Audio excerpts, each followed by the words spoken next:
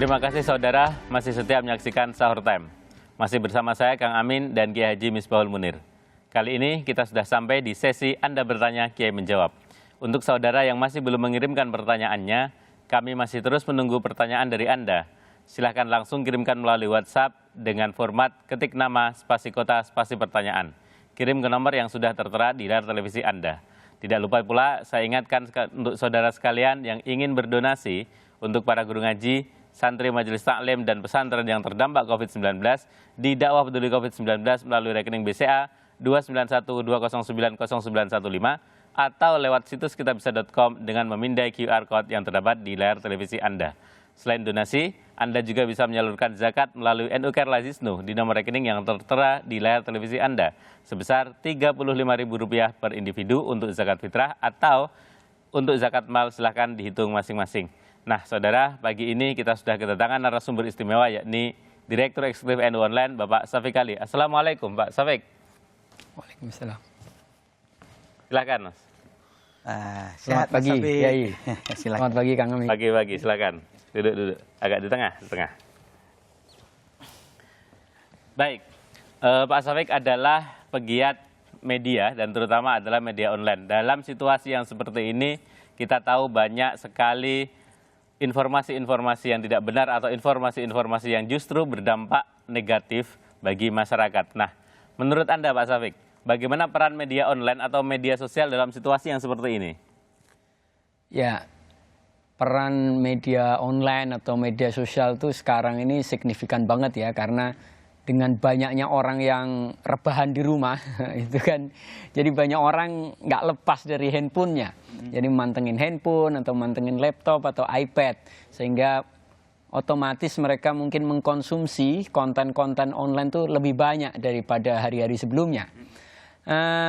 Sayangnya adalah selain informasi-informasi yang mungkin positif dan memang benar, di online dan sosial media itu juga banyak sekali informasi-informasi yang membingungkan.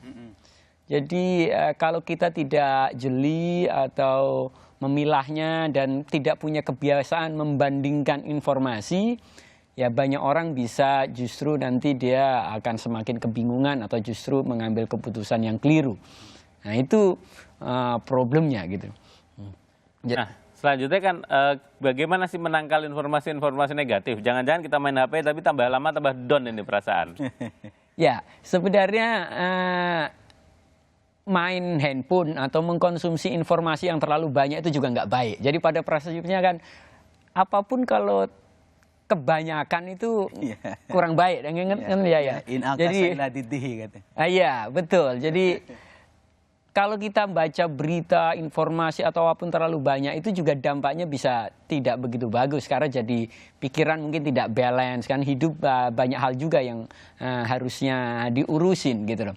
Jadi saya kira memang kita penting untuk situasi sekarang ini udah lewat 1 bulan lebih ya, banyak orang work from home, stay di rumah, rebahan. Sudah jenuh gitu jadi kan. mungkin udah banyak sekali informasi yang masuk. Nah, kalau ditambah terus memang bisa kebingungan. Tetapi jadi penting pertama menurut saya harus agak mengurangi. Mengurangi. Jadi bahkan di dunia digital itu ada istilahnya itu digital detox. Karena orang itu udah kebanyakan kemasukan. Justru kadang-kadang dia harus menjauhkan diri dari perangkat digital, bukan bangun tidur megang handphone, mau tidur megang handphone. Nah, jadi ini mungkin momen untuk digital detox. Jadi detox, mendetoks itu dari perangkat digital dan informasi online. Jadi mengurangi itu penting. Yang kedua, dalam konteks kita mengkonsumsi informasi, kita harus membiasakan membandingkan sumber. Jadi nggak baca satu berita langsung percaya. Kita belajar agama aja nggak boleh terus membaca satu ayat atau cuma satu hadis terus menyimpulkan seolah-olah itu udah mewakili kebenaran Quran dan hadis gitu. Nah, membaca informasi pun gitu. Kita harus mentradisikan untuk memperbandingkan satu sumber dengan sumber yang lain.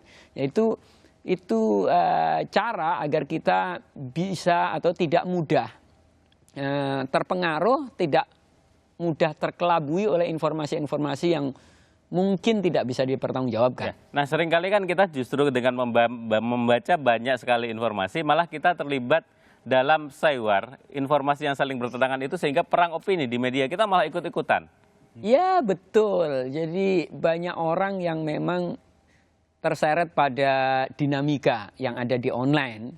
Walaupun saya melihat sebenarnya orang-orang yang terlibat misal apa ya, tweet war gitu ya, atau perang informasi itu sebenarnya ya orang-orang yang memang pikirannya sangat politis atau memang dia berafiliasi pada kekuatan politik tertentu atau partisan. Jadi sebenarnya yang warga biasa sih saya melihat sebenarnya nggak banyak banget. Jadi kalau kita lihat misal Twitter aja, kalau kita crawling Twitter itu dari 2 tahun yang lalu, itu akun-akun yang aktif itu ya itu aja ya. Maksudnya saya termasuk yang aktif ngomong politik ya. Bagaimana sih warga biasa tadi tipsnya agar nggak ikut terseret ke hal-hal yang ya kalau memang dia tokoh politik atau buzzer politik ada untungnya dong dia di situ itu bekerja, yang nggak terus ikut-ikutan, gimana cara menghindarinya? Mencukupkan diri dengan informasi seperlunya. Jadi kita itu tidak harus mengetahui semua hal. Jadi kita tidak harus, jadi ibaratnya kan kita jadi ada penyakit istilahnya FOMO ya, fear of missing out. Jadi kita seolah-olah tuh takut kalau ketinggalan sesuatu, nggak tahu informasi A, nggak tahu informasi B. Padahal hidup kita mungkin baik-baik aja kalau tidak tahu beberapa hal itu. Jadi memang ya tadi kita mengurangi atau mencukupkan diri. Misal kalau ngikuti berita, ya ikuti mungkin beberapa portal yang memang identitasnya jelas. Kemudian mengikuti sosial media, ya ikutilah orang-orang yang memang kira-kira bisa kita kenali atau kita identifikasi. Bukan, banyak orang kan justru seneng ngikuti akun-akun yang anonim. Atau bahkan mungkin siapa yang dia bahkan nggak tahu. Nggak ngerti itu di mana temennya orangnya. Dia nggak kenal, tanya temennya juga nggak ada yang kenal. Jadi nggak tahu. Jadi jangankan dicek kredibilitasnya, orangnya pun nggak tahu. Betul. Nah Kiai, ini kan banyak anak-anak muda yang terbawa arus untuk ikut di perang yang sebenarnya mereka tidak tahu perangnya siapa dengan siapa. Nah bagaimana cara membentengi itu bagi anak muda, Kiai? Apakah imannya harus kuat atau gimana, Kiai? Al-Quran mengajarkan Kang Safik, in ja'akum fasikum binaba'in fatabayyanu. Kalau datang berita jangan langsung telan mentah-mentah, tapi tabayun, cross check. Tadi menarik tadi. Kalau untuk mengukur benar atau tidak, tanya kepada situs yang sudah terpercaya. Jadi yang nggak jelas itu jangan didengerin, itu Kang Amin. Baik. Kemudian yang kedua, saya menarik dengan apa yang disampaikan oleh Mas Safik tadi. Jangan terlalu banyak mengkonsumsi media sosial. Memang apa saja Kang Amin saya sebutkan tadi, kullu ma tatajawaz an haddihi in akasa ila diddihi. Ini kaidah ini. Kalau sudah kelewatan jadi nggak enak Kang Amin. Misalnya saya minum kok kemanisan, manis enak, tapi kalau kemanisan jadi enak gitu. Termasuk bermain di sosial media. Nah, berbicara tentang media sosial, ada pertanyaan dari Ibu Risma di Kuningan. Ya. Bagaimana hukumnya berdoa di media sosial, Kiai? Di media sosial itu Kang Amin saya ibaratkan kayak speaker lah gitu ya, kayak salon begitu. Kalau dibutuhkan agar orang lain mengamini, ya silahkan, tidak ada masalah. Tetapi kalau niatnya untuk pamer, untuk ria, ya ini kena ancaman Kang Safik. Jadi jangan sampai kita melakukan sesuatu, apa doa, apakah itu melakukan ibadah, bukan untuk mendapatkan ridho Allah, tapi ridhonya manusia. Ya percuma, buat apa?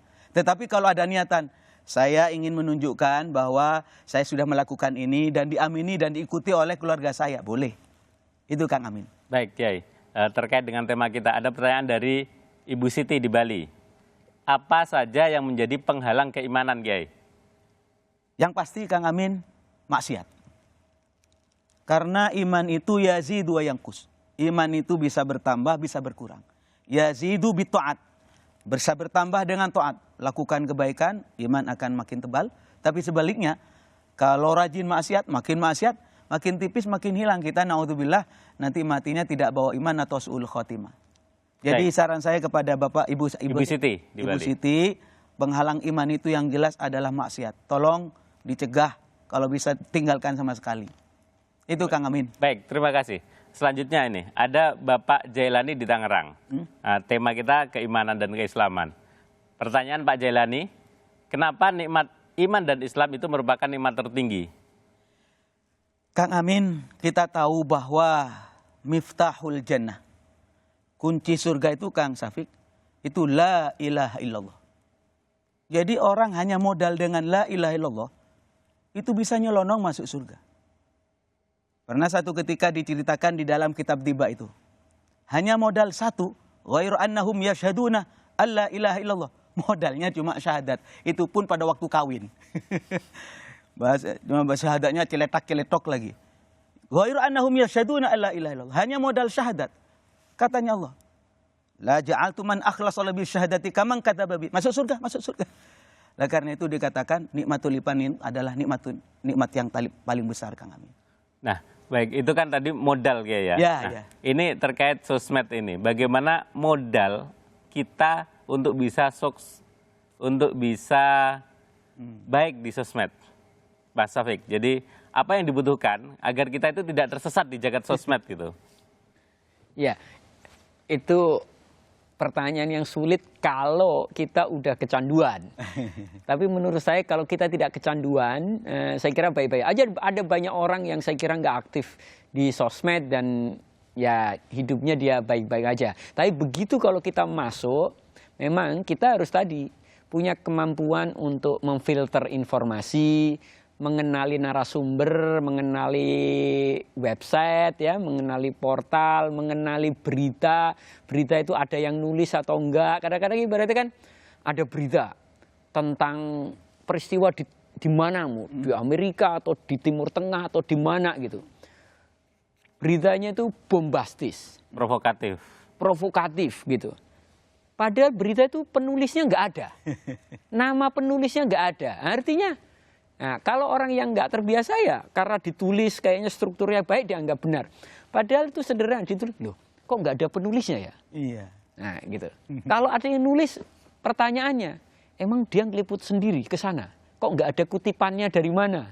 Kan dia nggak ngeliput sendiri. Nah, itu kan butuh literasi media ya, literasi media, literasi digital. Bagian dari literasi media termasuk tadi memperbandingkan dari sejumlah sumber tadi. Tetapi yang paling aman ya memang hanya mengikuti berita atau mengikuti sosial media dari orang-orang yang dikenali atau bisa diidentifikasi dari lingkungan mana. Karena sekarang ini kan banyak sekali orang-orang yang kita nggak tahu orang ini asal usulnya di mana, komunitasnya siapa, organisasinya apa, yang berbicara mungkin melebihi kapasitasnya. Seakan-akan dia pakar. Dan itu bisa menyesatkan. Misalnya ini lagi rame apa konspirasi ya. Misalnya ini ya kalau saya bilang ya konspirasi itu efek dari orang yang sudah capek mikir atau orang yang sudah malas mikir. Karena memang ya nggak terbiasa mikir dalam, mungkin kurang baca buku atau apa. Sehingga ketika menemukan sesuatu yang nggak nyampe di kepalanya, bangunan informasinya, ya udah dia menduga-duga, tebak-tebakan, otak-atik gatuk. Padahal dasarnya nggak cukup.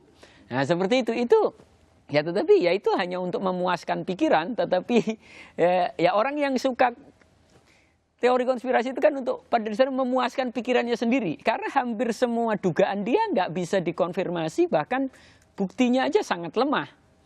Tetapi ya karena itu kayak keyakinan, jadi itu udah kayak keyakinan, jadi agak susah. Tetapi ya banyak yang seperti itu, makanya tadi kita harus pinter-pinter nge-follow siapa, pinter-pinter ngikuti portal yang mana. Membuat saringan, baik ya. Iya. Baik pemirsa sekalian, sangat-sangat menarik perbincangan kita dan semakin hangat saja. Tetapi saya mengingatkan bagi saudara yang ingin berdonasi untuk para guru ngaji, santri majelis taklim dan pesantren yang terdampak COVID-19 bisa didakwah peduli COVID dengan melalui rekening BCA 29120900915 atau bisa melalui situs kitabisa.com dengan memindai QR Code yang terdapat di layar televisi Anda.